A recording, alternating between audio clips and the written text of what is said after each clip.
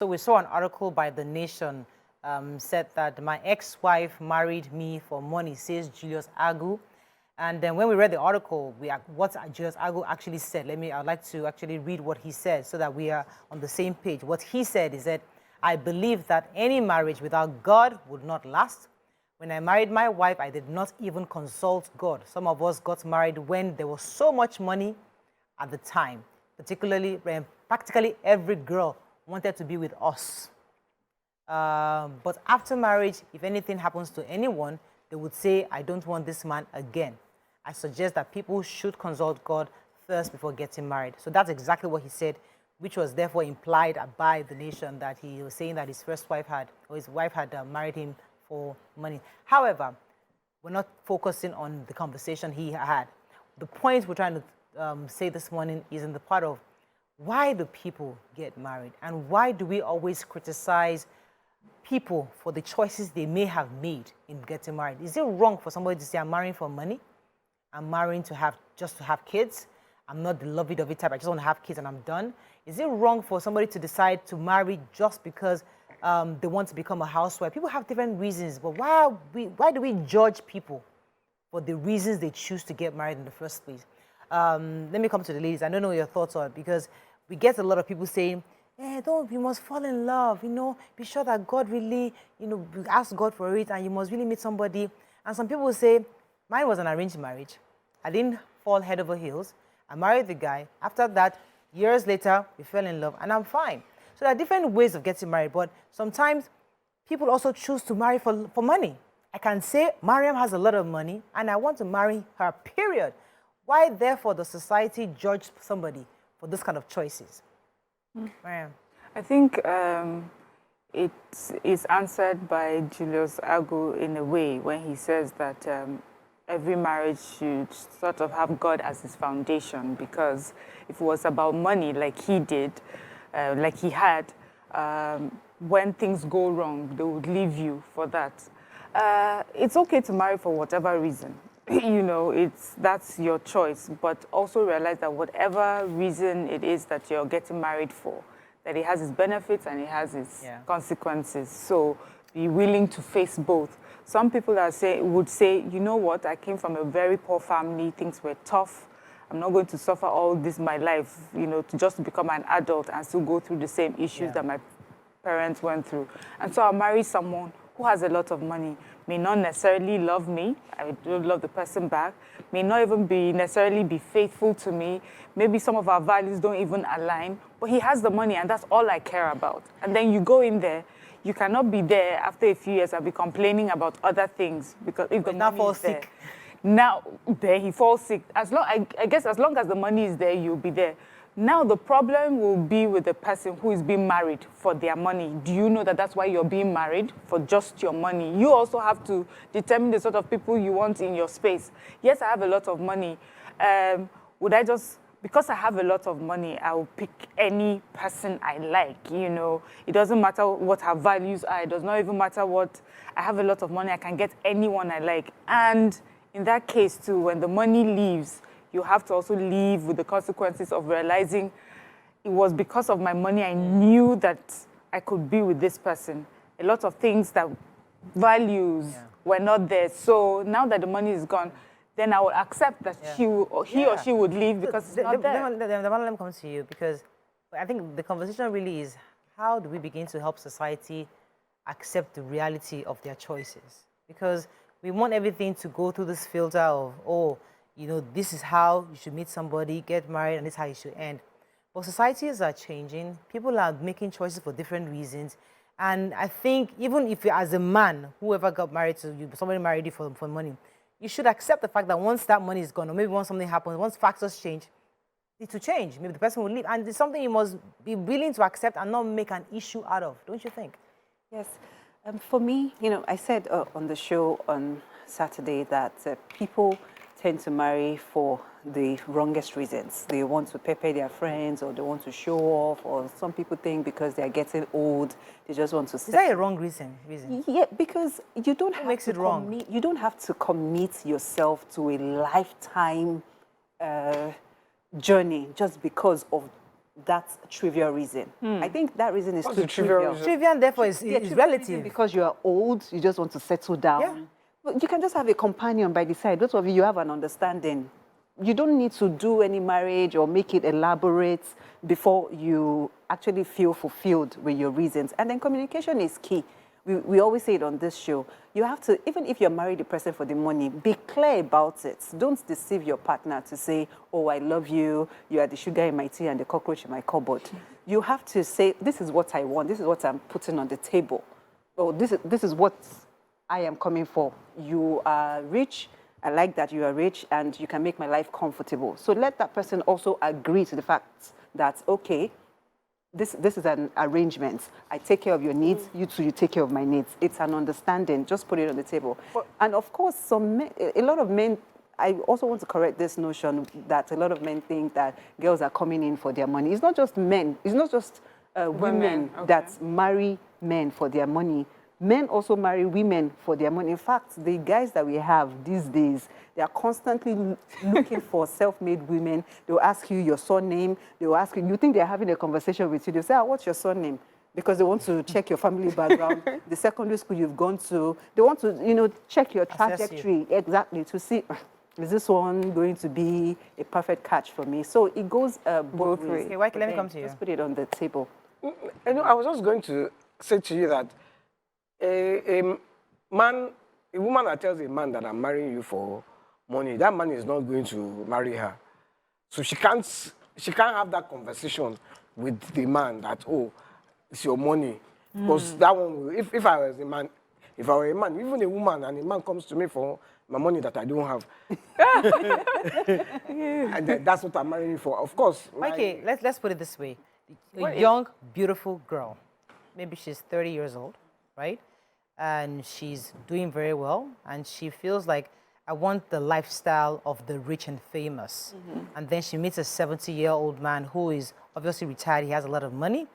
It's clear she wants to, and she's very open about it. Listen, I want security, I want that, and she goes into that. The point is that she makes her decision. But why does society now judge somebody like that? Because that's what this conversation really is about.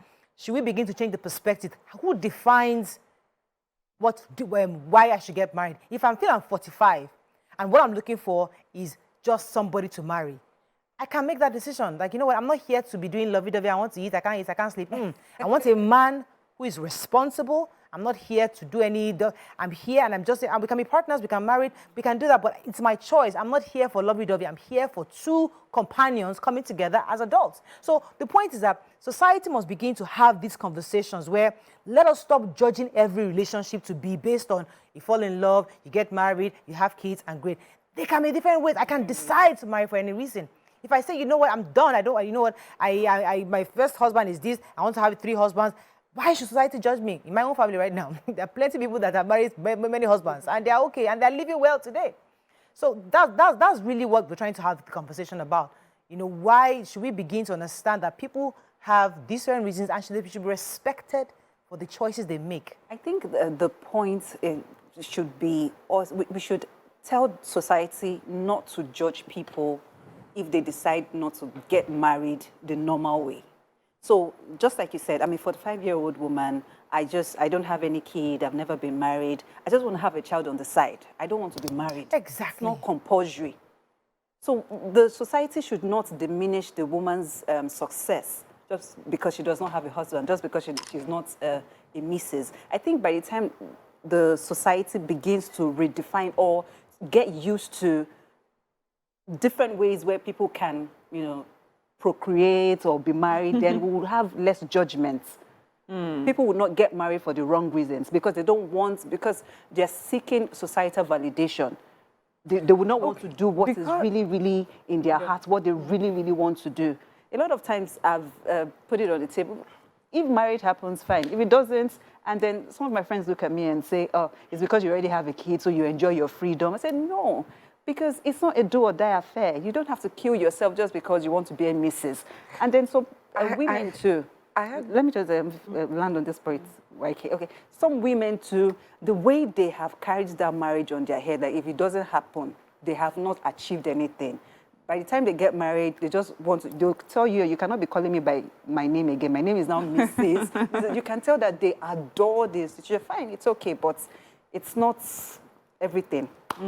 Yeah, I was also going to say that because... Mike, let me let you, we have to pause you. I have to go on a break. When we come back, we'll wrap up on this. Thanks for staying with us. All right, so we're discussing what Julius Agwu had implied concerning why his first wife married him, and I was going to come to YK. You're going to say something? Yeah, I was just going to say, I was going to agree with you when you were talking about women put marriage on their head. If I do marry, I'm not a woman.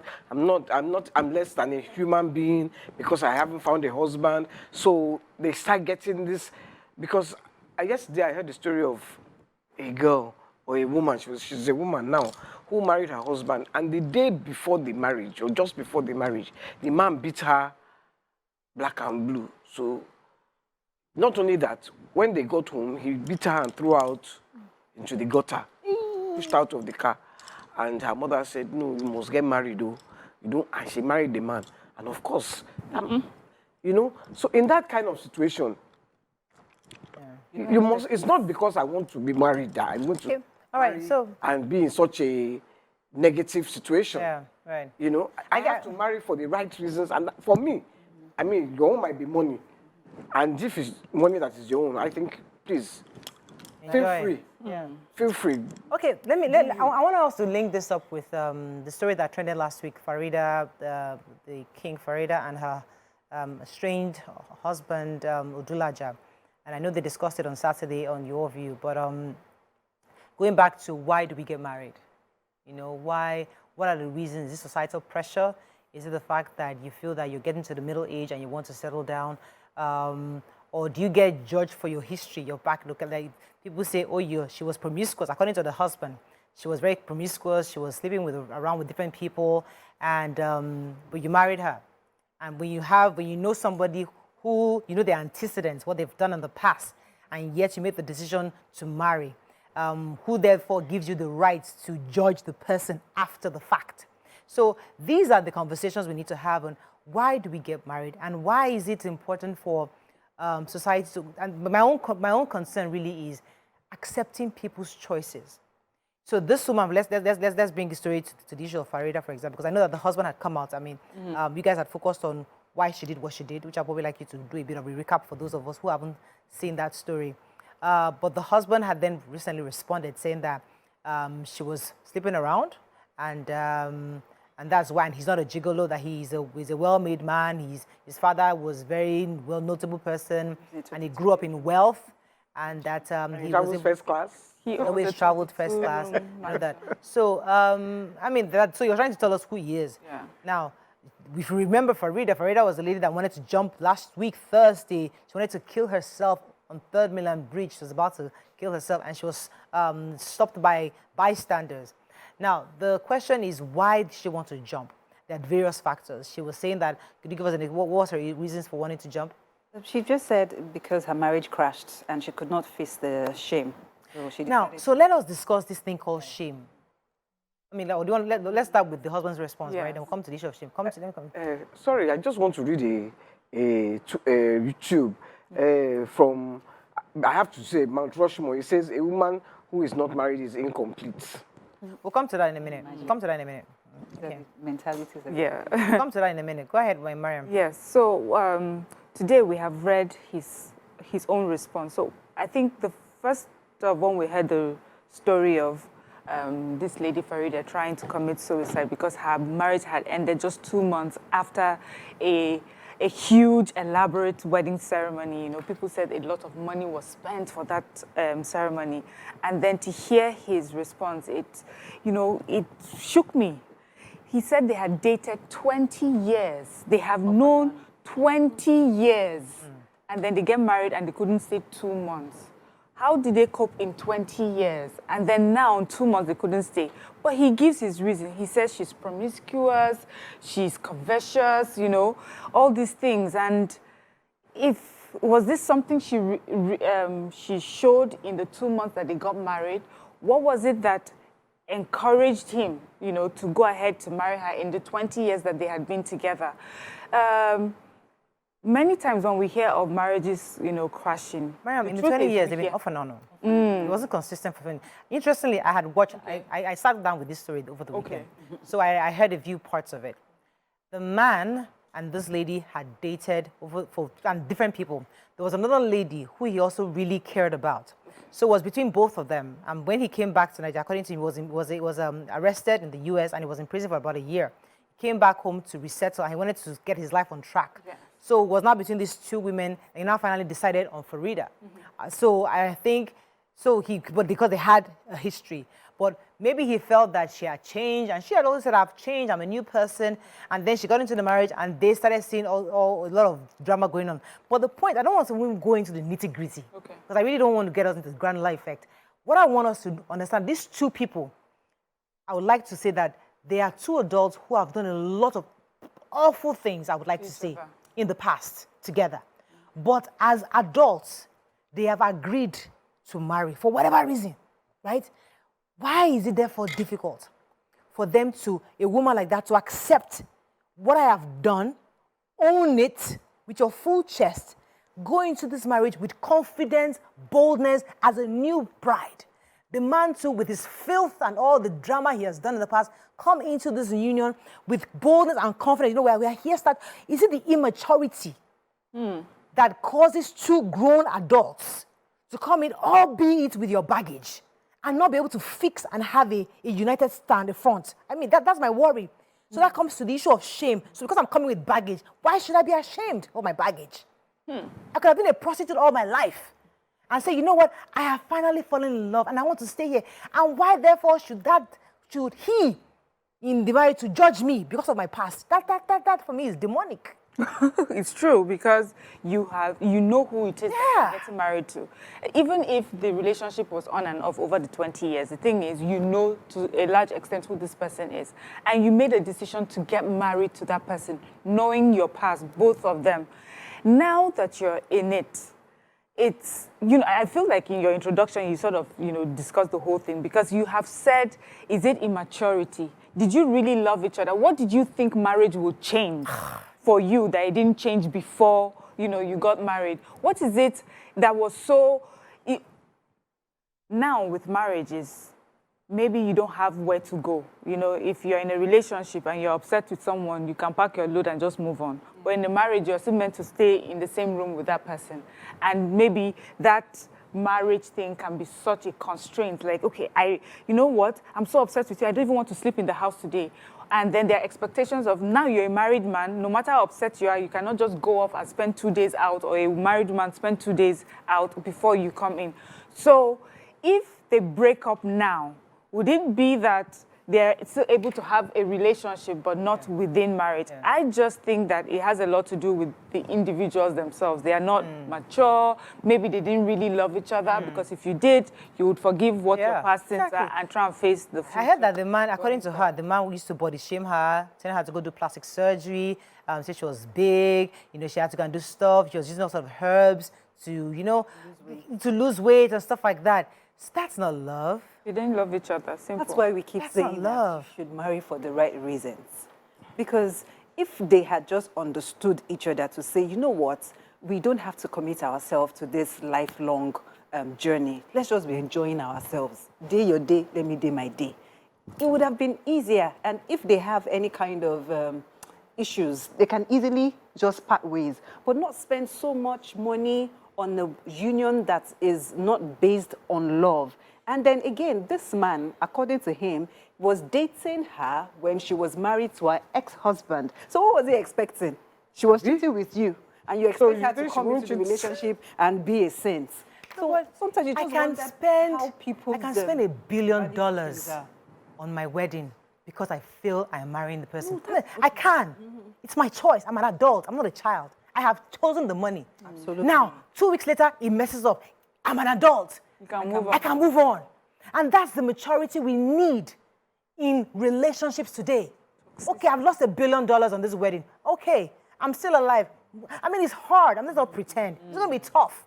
But we must be able to live with our errors and our mistakes. And I think it's the strength of character that we need to begin to look at. We need to take Farida's episode as feedback to us as women, as men in relationships, that BS would happen. Absolutely. But you must be strong enough to, you know what, because it's not over until it's over. Because if she had jumped, it would be over. But it's not over because as long as you have life, you can still have. So I know it's, as I said, it's easier said than done. When you're in that position where you've lost $100 million for a wedding, maybe I go build. But it wasn't really the money she lost. Yeah. It was the backlash that she. Backlash from who? From the clown. Exactly. See, whenever let's talk about this backlash. But I'm looking at these people, and I think these are people that backlash would affect them. So you, through that sort of wedding, it wasn't really about your love, because clearly we can see that you don't love each other to forgive past mistakes and move on from there.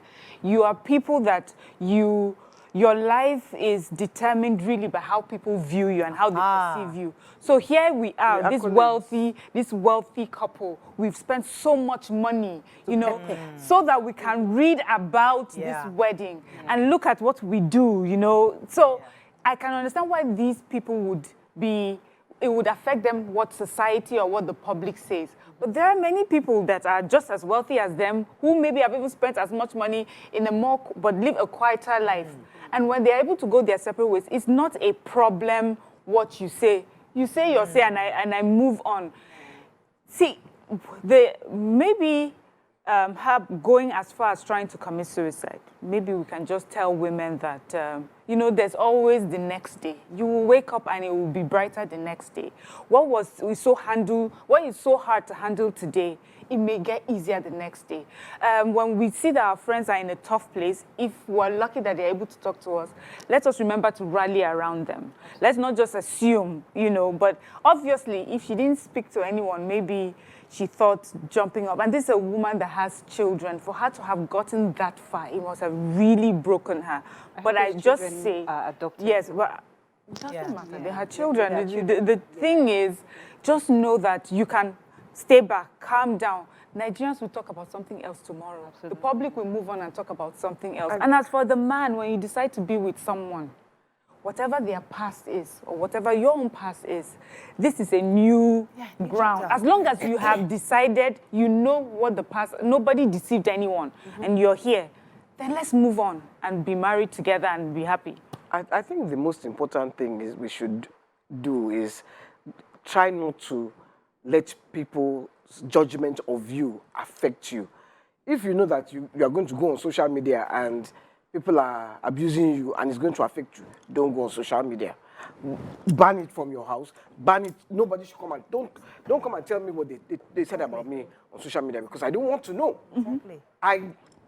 If I'm going through my Instagram and I see someone has criticized me, I delete the person, I block the person. I don't want it to affect me, because people's opinions of you will affect you. Yes, subconsciously. And negatively. Yeah. Never in a positive way, especially if they are negative thoughts. I mean, I can just sit down in my house and just say, Miriam, she thinks she's this, and I will now come and put it on social. Miriam, who did go and commit suicide? God in heaven. Can you imagine? Because obviously this woman has allowed people. You know, one thing I admired about my father was he threw away the key of shame. He threw away the key of shame. Do you know what it is to throw away the key of shame? Nothing you say about me, nothing you do will affect me. I will still do. If it is pant and wear and it's paining you, kill yourself. It will not affect. He was not ashamed of anything that he did. Do you understand? So if I decide to do something, I'm not going to be ashamed of it. I will do it. And I will face the consequences when they come. But please, stay in your lane. Don't come and meet me with your negative thoughts. These people have just allowed people's opinions of them to and I think map their thoughts to. I also think is a cultural thing. I'm leaning towards saying it's a Yoruba thing. Because we're always about, what would they say? You know, we are very so conscious about what will people say. And oh my goodness, I think, thank God I think this show has helped me, Muriel, to realize that these people say thing is really, really nothing. Because you must be able to intentionally separate what they say from who you are. Because I have that moment where I'm so thankful that I have no idea what they're saying. Yes. I intentionally, when people are telling me, they're saying, I'm like, really? Are they saying really what happened? And I'm so happy that I have that power. Not to care. I have the platform. I don't read it, YK. For me to reply any message, wallahi, somebody told me. Either my brother or my husband or my Shehu called me, Amu, please, there's a person, somebody just reply you, please say something, say this person. You reply the person, and I'll go there and I'll check. But for me to sit down and read what they're saying about me, forget about it. I don't read it. And if I mistakenly just see it, ma'am, I think I don't even react. I just block. YK, you praise me, oh. I don't see it. Thank you. You criticize me, oh. I don't see it. Anyone, just do. Because even your praise can get to my subconscious. I'll be praised so much on social media. I'll come here, act as if, hey, and it's me. Now only because of me that they're watching your view. Come on, man. Am I all right? It will enter your head. So I'm very conscious. I'm grateful that I'm praising me and I thank you. Wishing me happy birthday. But I would not sit down and be taking it in as if it's breakfast, lunch, and dinner. Oh. I think it is the quest for perfection that it makes people seek unnecessary validation, because you need to be self-aware, just like you mentioned, to tell yourself that nothing anybody says about me matters. I'm in a competition with my own self. But when you are constantly seeking validation, you are afraid of making mistakes, then you will constantly worry about what other people think of you. Mistakes are parts of life. Yes. These are the things that actually make us who we are, our imperfections. Just learn from it and move on. Not just dwell on it because you want to appear as the saints, or you want to always appear as the winner. So when you now do not get your chance, you start feeling, you've lost. I'm less than You're less than who I am. Why can you remember when I said that my husband couldn't bath my daughter, and he was being seen as a pedophile? This is a man who praises God and worships God every morning. He felt that because he was very concerned at what people were saying, because he was shocked. Initially, when I told him, he had no idea what was going on until he opened the social media. Like, this is what we are dealing with, So I can understand. He felt every eye was looking at him like, that's the guy. So he was embarrassed. He wanted to stay home. He didn't want to go to church the next day, because he felt that as he's walking on the streets towards church, people are peeking, or even if it's on the altar, there are people who are looking at, that's the guy they said. So I can understand that feeling of embarrassment. That, oh my God, the whole world is now seeing me as this person. So, but however, what he got was family support. Yes. Those around him and Brown even, he had badass confidence in himself. He knows who he is. He knows I'm not that, but it affected him a bit. But those of us around him were able to support him. So who is around you? Yeah. As a woman, as a man, who are you surrounding yourself? What kind of positive energy do you have around you that when things fall down like you, who do you have to pick you up? Because you have to have people around you who can support you, remind you of the power you have inside you. Yeah. So because you don't have that, so that's a message to all of us too. What sort of person are you as well? When things are going good, are you the sort that's on other people's social media and sending them mean messages and judging everyone for what they're doing? And so finally it happens to you, and then you're ashamed. You can't. Because here you are, you've judged the whole world all around you, you're unable to take it. You have judged people for being in marriage. And they only spent 10 years, can you imagine? You've judged people, you go to their wedding and say, what kind of wedding dress is she wearing? Which hall is this? And then, then you judge people like, see her husband, he's too young, or he's too old, or he's not rich enough, or he's too, and then one day something happens to you, maybe really small thing.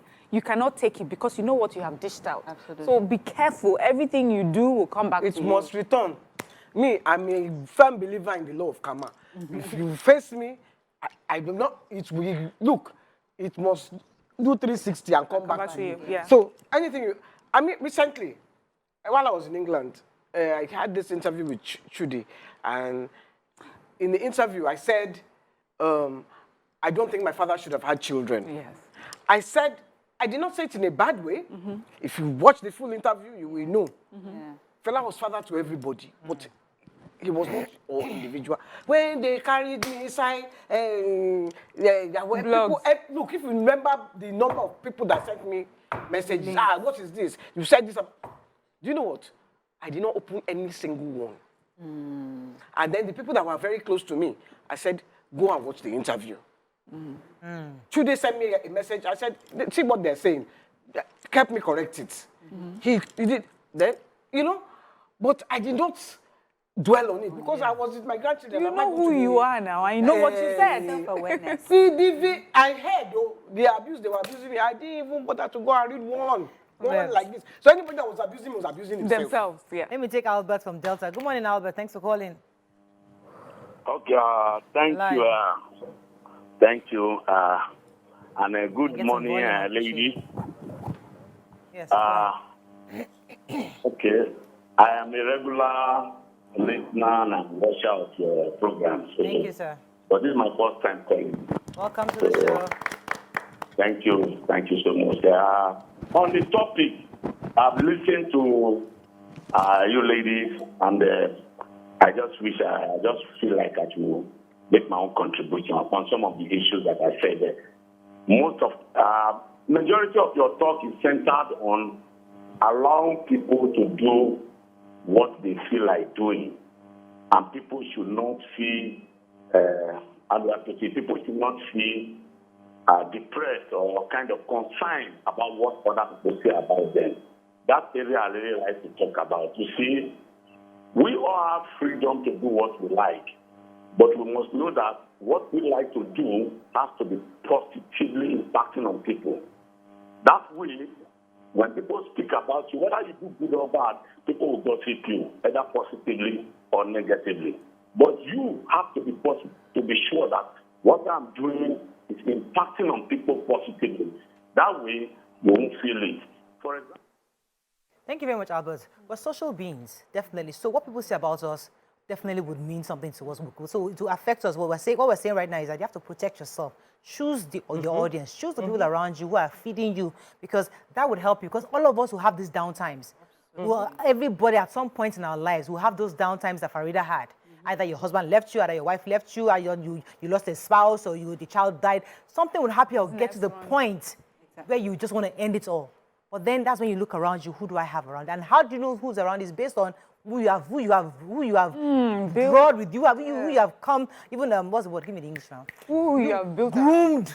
Who you have groomed to be around you. The kind of friends you've had with you. So that'll help. But let's take a few calls. You have something to say, Dr. Mala?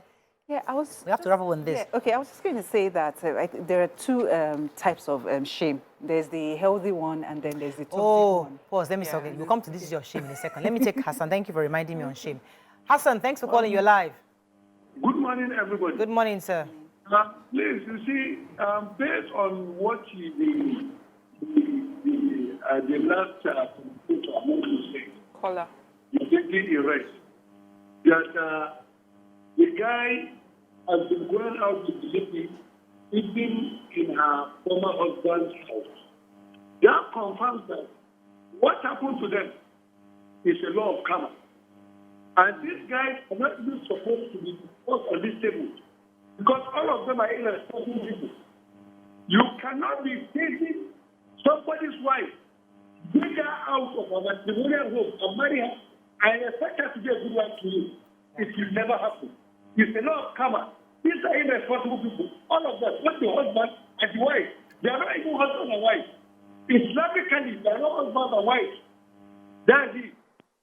Thank you very much, Hassan. Okay, so I mean, a lot of people have shared your views that these are a bunch of irresponsible people, and this is the law of karma. We had a lot of that. But the issue of shame, and it's important, and I hope we have an expert talk to us about how we can overcome shame.